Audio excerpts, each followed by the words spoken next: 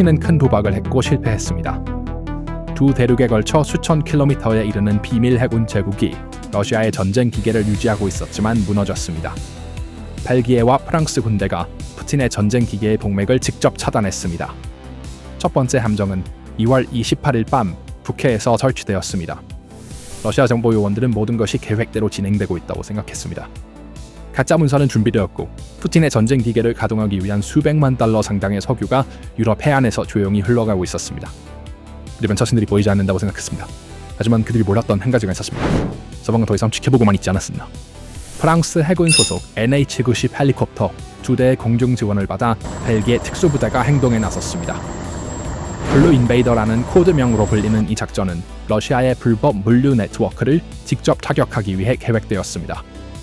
목표는 가짜 기니 국기를 달고 있는 러시아의 그림자 함대 소속 대형 유조선 에페라였습니다. 시스템은 이 배가 지난 1년 동안 141시간의 수상한 활동을 기록했다고 문서화했습니다. 벨기에 특수부대의 갑작스러운 헬리콥터 착륙으로 이 배는 완전 무장한 군인들에 의해 북해에서 현장에서 붙잡혔습니다. 벨기에 연방검찰청은 압수된 선박의 초기 조사에서 총 45건의 다양한 국제 해양 위반 사항을 확인했습니다. 이 선박이 허위 문서를 갖추고 국제 항해 규칙을 완전히 무시했다는 것이 명확히 밝혀졌습니다. 프랑스 대통령 에마뉘엘 마크롱은 작전 직후 공식 성명을 발표했습니다. 마크롱의 성명은 이번 공동작전이 모스크바의 음성 금융 네트워크에 가해진 가장 강력한 물리적 타격임을 확인했습니다. 러시아 민간 보안 회사 모란과 관련된 정보 요원이 선박에 탑승해 있는 것으로 확인되었습니다. 이 발전은 이러한 선박이 단순한 상업용 선박이 아니라 러시아의 하이브리드 전쟁 장치임을 확실히 증명합니다. 서방 동맹국들은 이제 이 공격적인 작전을 통해 러시아의 해상 감시 네트워크를 완전히 무력화하는 전략을 실행했습니다. 군사력을 사용하여 불법 물류 경로를 물리적으로 차단하는 교리가 이제 유럽 수도들에서 공식적으로 채택되었습니다. 러시아의 국가 운영 수십억 달러 밀수 네트워크는 국제법과 군사적 결단 사이에서 붕괴 과정에 들어갔습니다. 프랑스군이 1월에 또 다른 의심스러운 러시아 유조선 그린치에 대한 급습은 이 과정의 전조였습니다. 영국이 2월에 175개의 그림자 함대 회사에 부과한 강력한 제재는 방정식을 더욱 좁혔습니다. 이 모든 데이터는 북해에서 러시아 석유 거래에 대한 체계적인 사냥이 시작되었음을 나타냅니다. 러시아 대사관 직원들은 텔레그램 채널을 통해서만 선박의 상황을 무력하게 지켜보고 있다고 발표했습니다. 수억 달러에 달하는 국가 운영이 서방의 즉각적인 정보와 신속한 대응 능력 앞에서 중단되었습니다. 북해 지역에서의 이 파괴적인 작전은 서방에서 크렘린의 가장 강력한 물류 동맥을 차단했습니다. 바로 그 순간 동쪽의 거대한 생병선도 동시에 위기를 맞아 폭발했습니다. 중동에서는 미국과 이스라엘 군의 공동 공중작전이 근본적으로 세력 균형을 흔들었습니다. 이러한 대규모 폭격 시리즈인 에픽 퓨리 작전 이후 이란 혁명 수비대는 급진적인 결정을 내렸습니다. 세계 석유 무역의 최대 통로인 호르무즈 해협이 군사 해상 교통에 사실상 폐쇄되었습니다. 이란 고위 사령관 시르다르 카바리가 라디오 채널을 통해 배를 침몰시키겠다는 위협을 하자 해협의 민간 상업 교통이 순식간에 마비되었습니다. 모든 선박 주목, 여기는 세파 해군, 이란 혁명 수비대 해군이다. 지금부터 호르무즈 해협을 통한 모든 항해가 금지된다.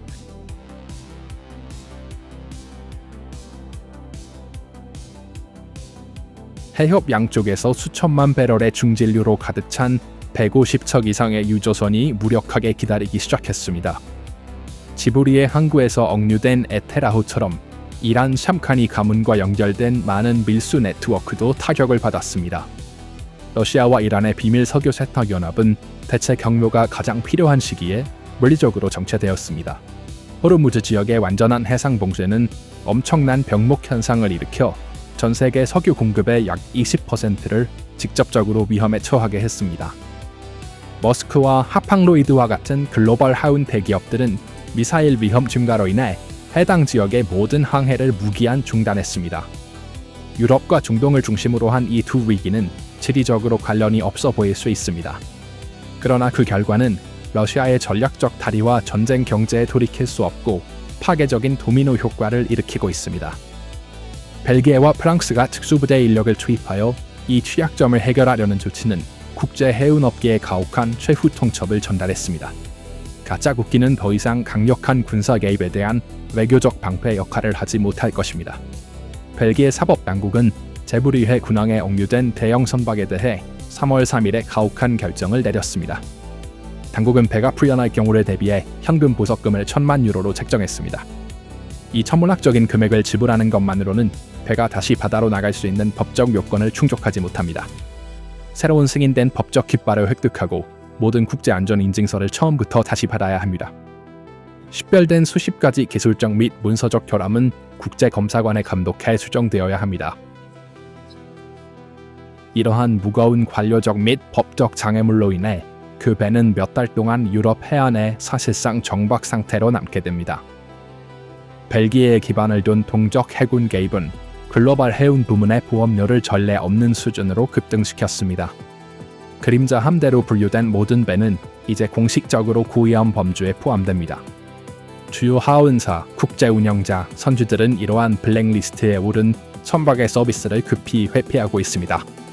반면 호르무즈 해협의 혼잡은 아시아 시장에 할인된 가격으로 석유를 판매하려는 러시아의 전략을 사실상 좌절시켰습니다. 호르무즈 해협을 통과하는 교통량이 제로로 떨어져 전 세계 해운 경로가 완전히 바뀌었습니다. 기업들은 희망봉과 같은 훨씬 더 길고 위험하며 비용이 많이 드는 대체 해상 경로로 전환할 수밖에 없었습니다. 하루에 300만에서 400만 배럴 사이로 변동하는 러시아의 수출 능력은 물류 시간이 증가하면서 지속 불가능해졌습니다. 보험료가 급등하면서 이 막대한 양의 석유는 팔 수도 없고 운송할 수도 없는 무거운 경제적 부담이 되었습니다. 유가가 배럴당 82달러 수준을 넘어 100달러 문턱으로 가속화되면서 시장이 흔들렸습니다. 이러한 인위적인 가치 상승은 모스크바의 줄어드는 재정뿐만 아니라 전 세계 공급망에 영향을 미치는 지경제적 충격파를 일으키고 있습니다.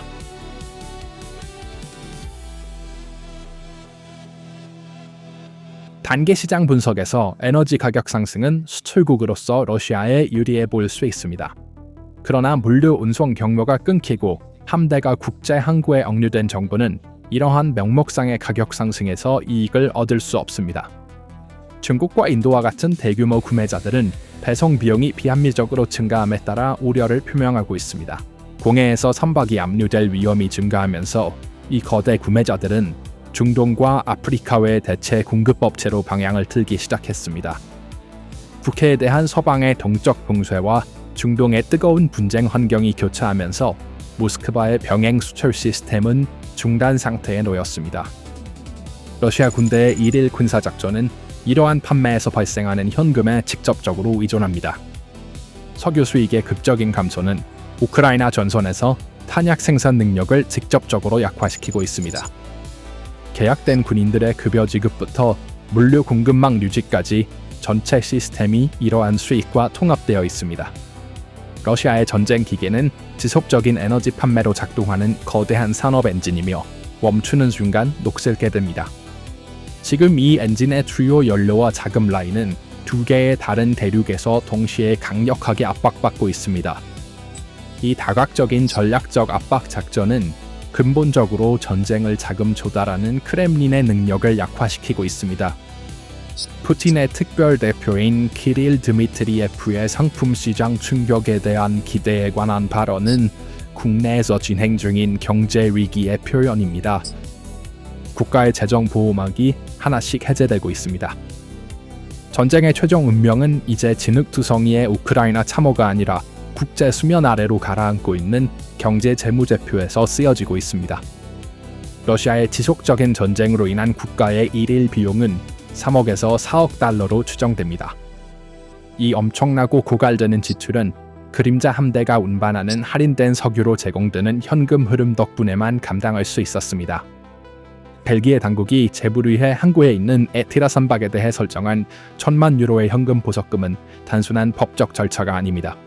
이 결정은 완전히 새로운 공격적인 경제전쟁 교리 분야에서의 첫 번째 구체적인 조치입니다.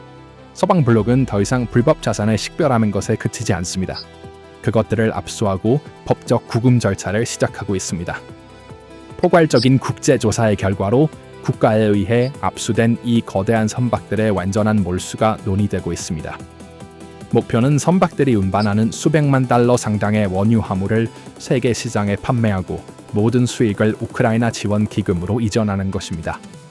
이 가능성은 외교 테이블에서 새롭게 떠오르는 전략적 위협 개념으로 모스크바를 그들의 무기로 공격하는 것입니다. 푸틴의 전쟁 자금은 그가 스스로 구축한 비밀 네트워크의 노출을 통해 키예프 행정부의 주요 무기 공급원이 되고 있습니다.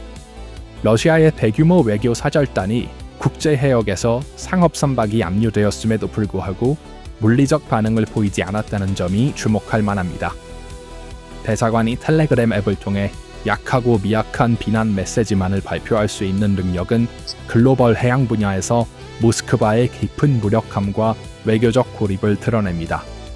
우크라이나의 젤렌스키 대통령과 쿨레바 외무장관이 작전 직후 벨기에와 프랑스 정부에 보낸 축하 메시지는 전략적 움직임입니다. 이 축하 메시지는 단순한 외교적 예의의 표시보다 훨씬 더 깊고 구조적인 의미를 가지고 있습니다. 지도자들의 발언은 서방 블록이 이제 제재의 개념을 실제적이고 동적인 힘으로 채웠다는 공식적인 국제 선언입니다. 젤렌스키가 그 배가 오랫동안 제재를 받아왔다는 점을 상기시킨 것은 법적 절차가 끝났고 행동 절차가 시작되었음을 나타냅니다. 벨기에 국방부 장관 터 프랑켄의 제재는 집행될 때만 의미가 있다는 단호한 발언은 유럽 해양 안보의 새로운 운영 교리를 명확히 요약합니다. 이 새로운 시대에는 공해에서 거짓 깃발 뒤에 숨으며 법을 회피하는 러시아 관련 선박들에게 바다가 끝났습니다. 이제 이 요소들이 피난처를 찾거나 숨을 수 있는 국제 수역의 어두운 구역은 더 이상 없습니다. 나토의 우산 아래에 있는 유럽 동맹국들은 러시아가 만든 비대칭 게임의 한가운데에서 국제 수역에서 물리적 개입으로 러시아를 직접 겨냥하기 시작했습니다. 외교적 체스판에 놓인 경제적 법적 함정이 이제 헬리콥터 착륙으로 뒷받침되고 있습니다. 호르무즈 해협의 지역적 폐쇄와 북해에서의 동적 특수부대 습격의 조합은 재앙적인 그림을 그립니다. 러시아의 모든 에너지 수출에 기반한 경제적 병폐가 같은 주에 여러 대륙에서 산산조각 나고 있습니다. 이 충격적인 상황은 단순한 군사적 약점이 아니라 지상에서의 지경학적 함정의 가장 명백하고 파괴적인 반영입니다. 모스크바 행정부는 중동에서 자국의 전략적 동맹국들의 급진적인 움직임으로 인해 동쪽 축에서 경제적으로 목이 조여지고 있습니다. 동시에 서방 블록의 군사적 결의와 통제로 인해 북쪽 경로에서 완전히 움직일 공간을 잃었습니다. 이중 포위망이 국가의 수입원을 없앴습니다. 매일 러시아 군대의 수십억 달러 전쟁 예산을 재정비하던 중추가 이제 부러졌습니다. 전 세계에 걸쳐 있던 밀수 석유 운송의 사슬이 연쇄 반응으로 중단되었습니다. 유럽에 대한 크렘린의 오랜 에너지 협박에 기반한 외교 정책 전략이 무너졌습니다.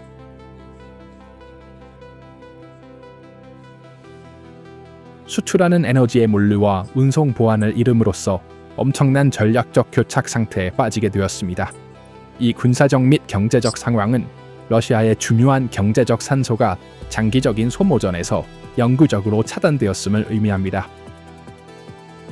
국내에서는 증가하는 인플레이션 압력과 동시에 감소하는 대외 무역 수익이 국가의 기틀을 멈추게 하고 있습니다. 북해에서 강력한 결단력으로 수행된 블루 인베이더 작전과 동시에 호르무즈 해협의 봉쇄는 새로운 시대의 시작을 알립니다. 이 두 가지 중대한 사건은 2026년의 가장 큰 지정학적 및 전략적 전환점을 나타냅니다. 지금까지 러시아의 우크라이나 군사 진협을 지원해온 주요 물류 기반이 심각하게 손상되었습니다. 국가의 경제적 생명선이 같은 주에 두 개의 다른 지역에서 심각한 타격을 받아 끊어졌습니다. 이제 지상에서 싸우는 러시아 군대에 참해서 포탄이 부족해지는 것만이 아닙니다. 이 대량의 포탄을 지속적으로 생산할 산업시설의 재정적 원천이 직접적으로 표적이 되어 고갈되고 있습니다. 완전 무장한 군대의 배치는 수년간 서류상으로만 비효과적이었던 제재를 변화시켰습니다. 석유 수익으로 편안하게 자금을 조달하던 전쟁 시기는 푸틴 행정부에 공식적으로 끝났습니다. 외교적 체스는 직접 체크메이트 단계로 전환되었습니다. 그래서 이 문제에 대한 당신의 생각은 무엇입니까?